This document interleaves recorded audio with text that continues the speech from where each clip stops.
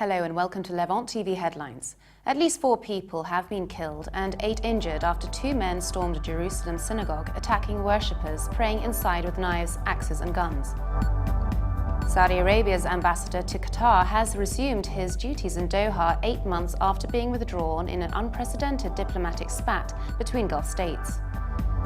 Jordan's Queen Rania has urged support for US-led airstrikes against the Islamic State jihadist group, saying the future of the Middle East and Islam was at stake. A car bombing has killed a leading member of Yemen's powerful Al-Islah party, whose supporters have been battling Houthi militias.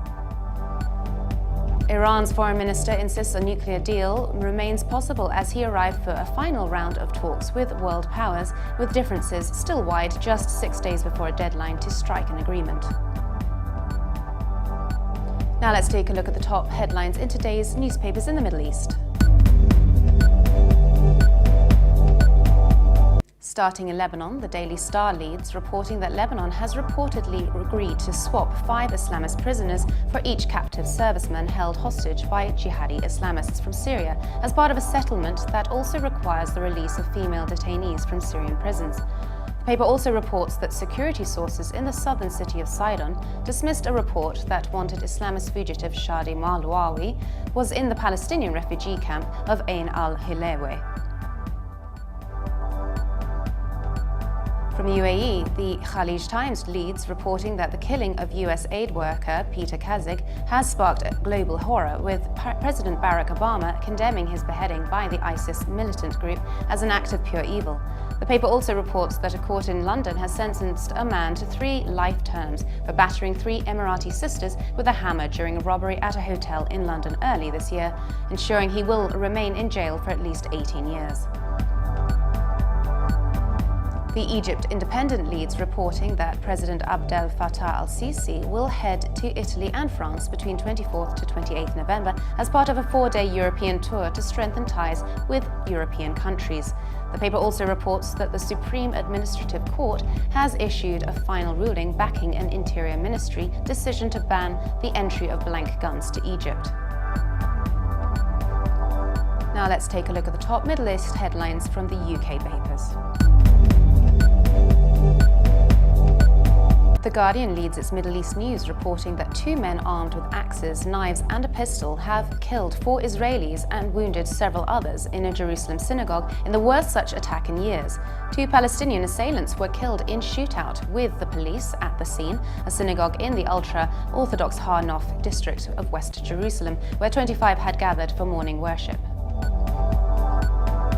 The Telegraph leads its Middle East news, reporting that Iran and 6 major powers have so far not discussed extending negotiations on a nuclear agreement, despite the fact that their deadline is a week away, according to a senior American official.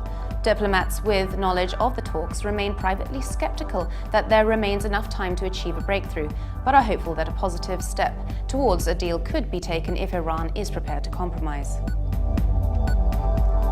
And the Independent reports that the family of a Palestinian bus driver who was found hanging in his vehicle in a Jewish part of Jerusalem has refused to accept the Israeli police announcement that an inquest found the death to be a suicide. The relatives are insisting that Youssef al-Ramouni, 32, was murdered by Israelis because he was an Arab.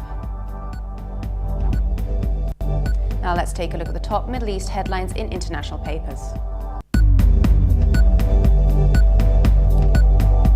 The International New York Times leads its Middle East news, reporting that Egypt's military said it intended to double the size of a secured buffer zone in a town bordering the Gaza Strip after discovering smuggling tunnels across the frontier that were longer than expected.